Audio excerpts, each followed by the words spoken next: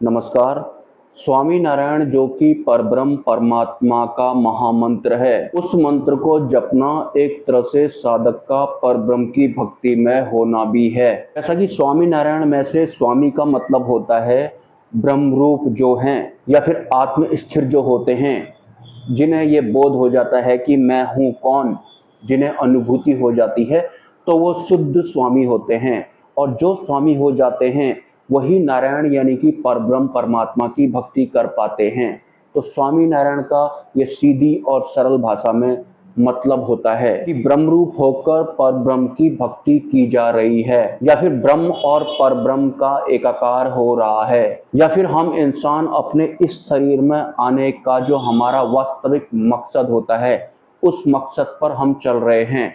हम स्वामी नारायण मंत्र का जप कर रहे हैं। ये एक महामंत्र है और ये परब्रह्म परमात्मा का मंत्र है। लेकिन आज मैं आपको बताऊंगा कि अगर कोई साधक स्वामी नारायण मंत्र का जप करता है, तो अगर वो 11 माला मंत्र जप करता है तो फिर उसे कितना वक्त लगता है। सपोज अगर मैं महामंत्र स्वामी नारायण का 11 माला जप करने का संकल्प लेता हूँ, तो हर एक माला पूरी होने के बाद मुझे अपने आप को याद दिलाना पड़ेगा, अलर्ट रहना पड़ेगा कि एक माला हो गई है, फिर दूसरी माला हो गई है। तो इस तरह के जो डिस्ट्रैक्शन होते हैं, इन डिस्ट्रैक्शन से बचने के लिए मैंने एक दिन वहां पर मोबाइल रख दिया और उसके बाद जाकर मैंने महामंत्र स्वामी नारायण का जप शुरू किया। तो मैं देखता हूं कि लगभग 23 मिनट कुछ सेकंड में मेरे 11 माला पूरी हो जाती हैं।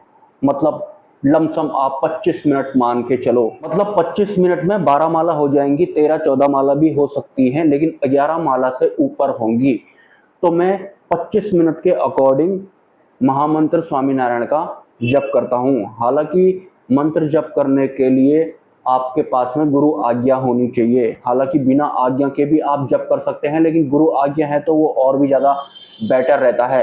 बेटर क्या रहता है, सर्वोपरि ही रहता है अगर गुरु आज्ञा से बोला गया है तो। इसके अलावा मैं डबल कंसंट्रेट करने के लिए एक मोबाइल फोन को यहाँ पर रख देता हूँ, जिसमें कि भगवान स्वामी नारायण का एक वॉलपेपर होता है।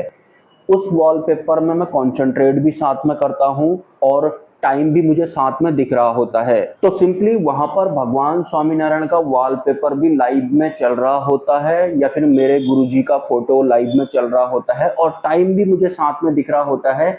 और इसके साथ साथ नारायण महामंत्र का जप भी कर रहा होता हूँ, माला के थ्रू वाली मैं बात कर रहा हूँ। तो जैसे ही 25 मिनट हो जाते हैं तो मुझे आइडिया लग जाता है कि मेरी 11 माला कंप्लीट हो चुकी हैं।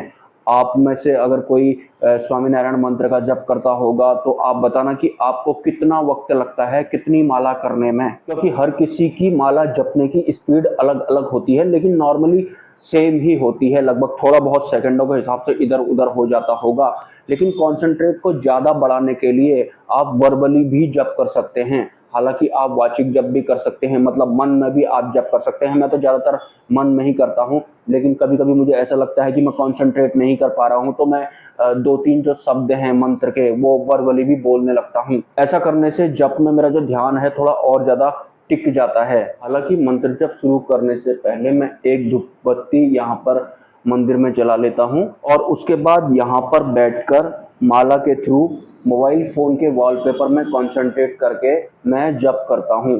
तो कुछ इस तरह से मैं महामंत्र स्वामी नारायण का जप करता हूँ।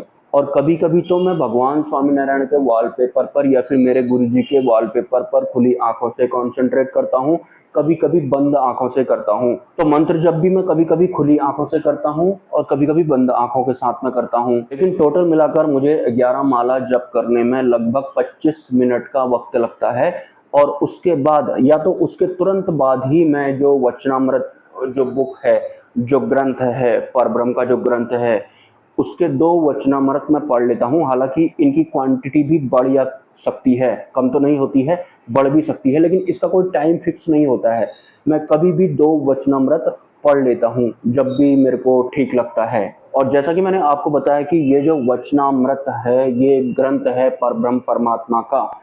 जब वो इंसान के रूप में इस पृथ्वी लोक में अवतरित हुए थे, अपनी उन यात्रा के दौरान उन्होंने जो जो इंसानों के लिए किया था, मतलब जो जो उन्होंने आम इंसानों को बताया था कि जीव मुक्त कैसे हो सकता है, काल कर्म माया वगैरह क्या होते हैं, ब्रह्म पर ब्रह्म क्या क्या होते हैं, वास्तविक ए ग्रेड वाली मुक्ति क्या होती है, जो जो उन्होंने बताया था वो सब उनके सानिध्य में जो उनके शिष्य रहते थे, उनके साथ में चलने वाले जो रहते थे, उन लोगों ने इस किताब में इकट्ठा किया हुआ है। मतलब अध्यात्म का हर एक विषय, हर एक अवस्था, जैसे कि माया पार कैसे जाते हैं, या फिर देव अवतार कौन होते हैं, ईश्वरीय अवतार कौन होते हैं, माया वाले अवतार कौन होते हैं, परब्रह्म के अवतार कौन होते हैं, या फिर इस सृष्टि का निर्माण कैसे हुआ था, इंसान इस पृथ्वी लोक में कैसे आया, ये अलग अलग धर्म जो बने हुए हैं ये कैसे बने हुए हैं। ऑलमोस्ट हम इंसानों से संबंधित या फिर हमारे इस पर्टिकुलर पृथ्वी लोक से संबंधित जो भी वास्तविक सत्य होता है वो सब आपको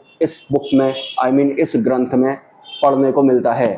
इसलिए भी मैं इस बुक को अंतिम किताब बोलता हूँ। और ये जो किताब होती है इसे अंतिम गुरु की आज्ञा से पढ़ना, इसका अध्ययन करना ही ज्यादा फायदेमंद रहता है। अंतिम गुरु कौन है मैं बहुत पहले से बताने में लगा हुआ हूँ। अंतिम गुरु मतलब जो गुरु भगवान स्वामी नारायण वाली व्यवस्था से आते हैं, जो भगवान परब्रह्म परमात्मा की ऊर्जा से कनेक्टेड होते हैं, उन्हें अंतिम गुरु कहते हैं। और उनके सानिध्य में ही हम इंसानों को वास्तविक मुक्ति मिलती है, ए ग्रेड वाली मुक्ति जिसे कहते हैं, या फिर अंतिम सत्य जिसे कहते हैं। और आज तक इंसान ने जो जो पकड़ा हुआ होता है, अगर उसको पकड़ने से उसका आंतरिक हनन हुआ है, नैतिक पतन अगर उसका हुआ है, तो फिर परब्रह्म की भक्ति करने वाले जो भी साधक होते हैं, हर एक व्यर्थ जो भी चीज होती है या फिर जो भी विषय होते हैं वो उनसे दूर हो जाते हैं, या फिर वो छटने लगते हैं। ऑटोमेटिक जितने भी आवरण होते हैं, काल कर्म माया के आवरण भी उस साधक के जीवन से दूर होने लगते हैं। लेकिन वो इंसान पात्र होना चाहिए, वो सुपात्र भी होना चाहिए, उसके भीतर परब्रह्म परमात्मा प्राप्ति की प्यास भी होनी चाहिए। वैसे इस पृथ्वी लोक का कोई भी इंसान जिस पर परब्रह्म की दृष्टि ना पड़ी हो या फिर उनकी कृपा ना हो अगर उसके ऊपर, तो उसे इस किताब के बारे में सुनने को भी नहीं मिलेगा, उसे पता ही नहीं लगेगा कि वचनामृत क्या है। अगर अभी उसका टर्न नहीं आया होगा तो वो देखेगा और आगे को बढ़ लेगा। और अगर इसी जन्म में उसका कल्याण होना होगा तो अंतिम गुरु भी उसे प्राप्त हो जाते हैं और वो महामंत्र स्वामीनारायण का जप भी करने लगता है और उसे जीते जी वास्तविक सत्य या फिर अंतिम सत्य की अनुभूति हो जाती है।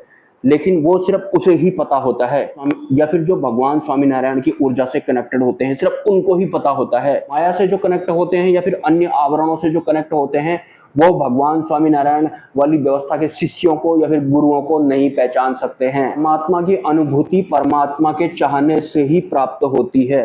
अगर परमात्मा चाहेंगे कि आप उन्हें जानें तो आप जान लेंगे और आपका टर्न आ जाएगा, तो आपको सुनने को मिलेगा भगवान स्वामीनारायण कौन है, परब्रह्म परमात्मा कौन है।